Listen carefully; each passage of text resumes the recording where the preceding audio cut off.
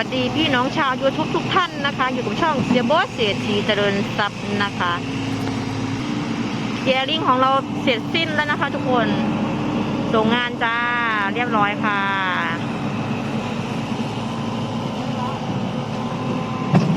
ตอนนี้ยังกำลังจะทำการเอารถไถขึ้นรถก็เตรียมตัวย้ายกลับบ้านกันค่ะย้ายทับเข้าบ่อมูลเอเดค่ะพี่น้องฝนตกค่ะเกือบไม่เสร็จนะคะเจ้าของที่เร่งบอกให้เสร็จวันนี้นะคะภายในวันนี้นะคะเร่งเต็มที่ค่ะ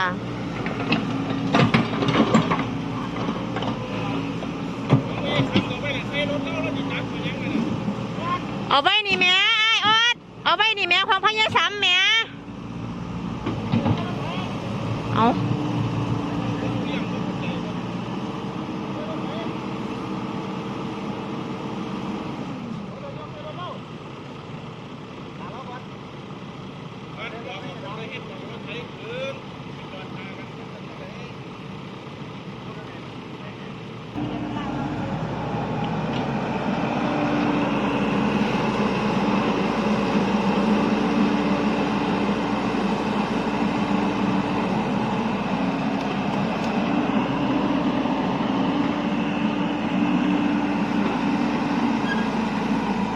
ในตุ่มเปะ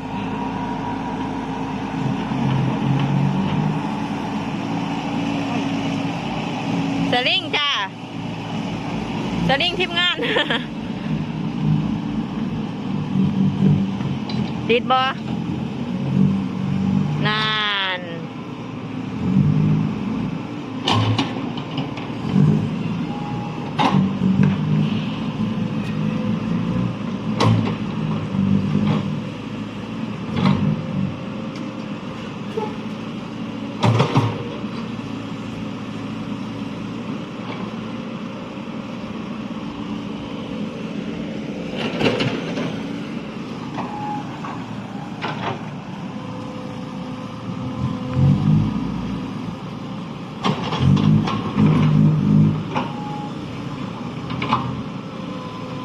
เคลียร์เสร็จแล้วก็จะถมต่อนะคะเดี๋ยวรอให้มันแห้ง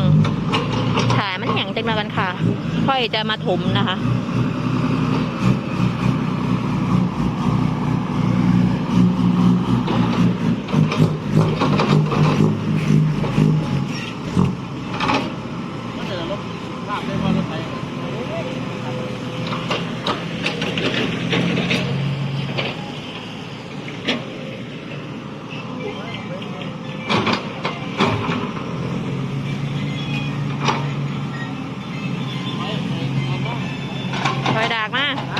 ถอยดัก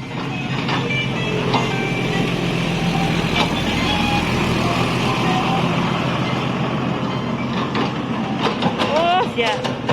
ก็ถุ่มเทให้กับงานกันแต่ว่าตีนเจ้าไหม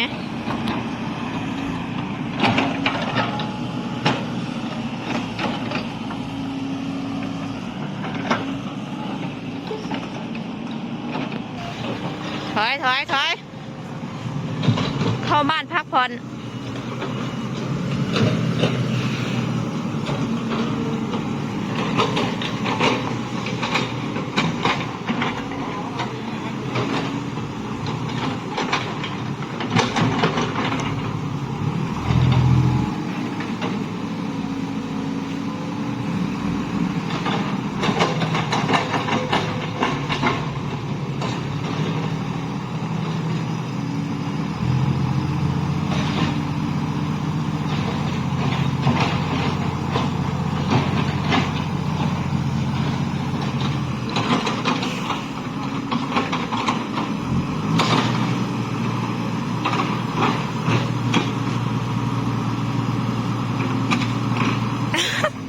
ฟี่อยู่แหลนอยู่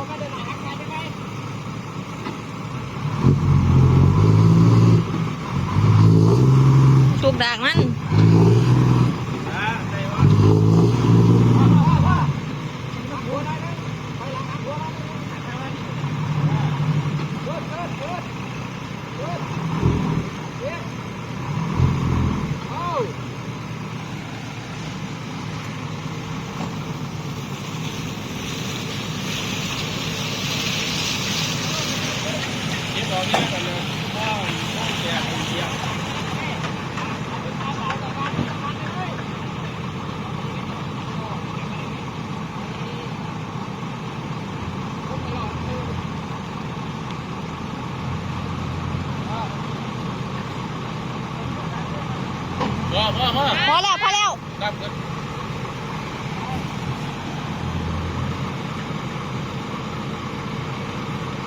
การจะขี่กลับบ้านมันก็ไกลค่ะพี่น้องต้องได้ขึ้นรถ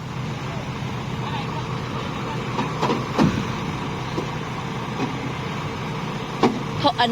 อ้วงเพิ่นมาเอาบอกก็ได้เอามาย้อนใส่แกฮะก็ได้มาย้อนใส่ยังสั่น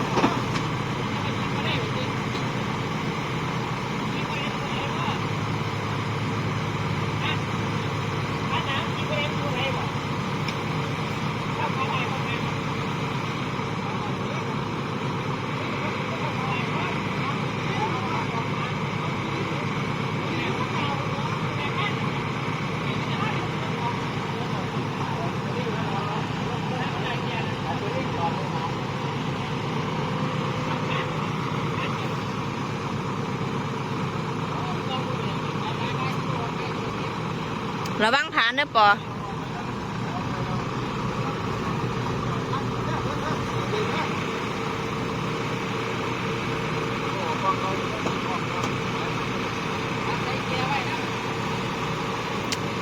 โอ้ยไปละเสียว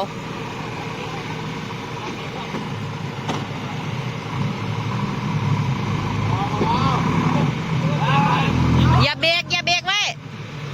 อย่าเบรกไว้ดิ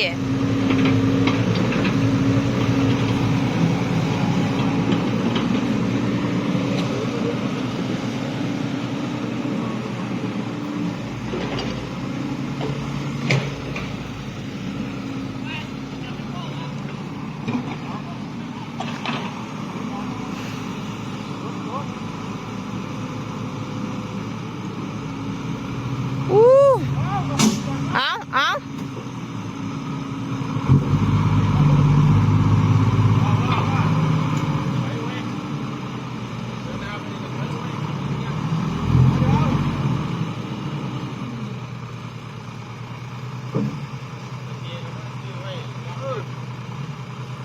เสื้อสเตย์ไว้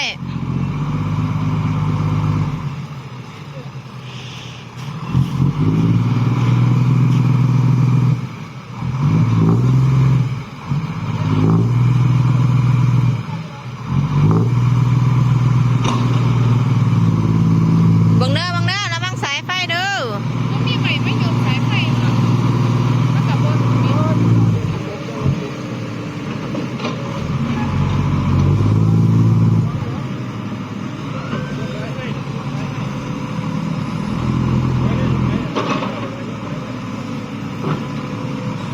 โอ้ไปละเสียว นี่แหละค่ะการทำงานค่อนข้างที่จะลำบากไม่ค่อนข้างดอกลำบากอีนี้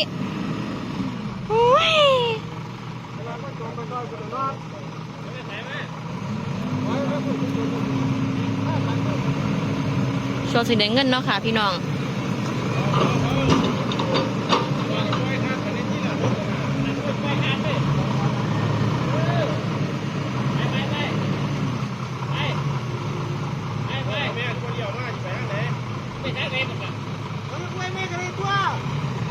เอาเถียงขอแก้เถียงเดี๋ยวได้อีกเส้นนึงเร็วไป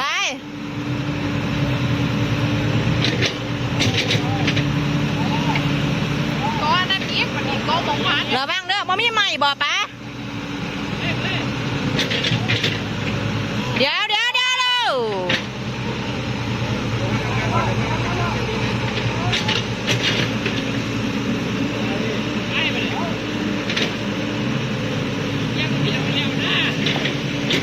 เข้าห้างนี่บ่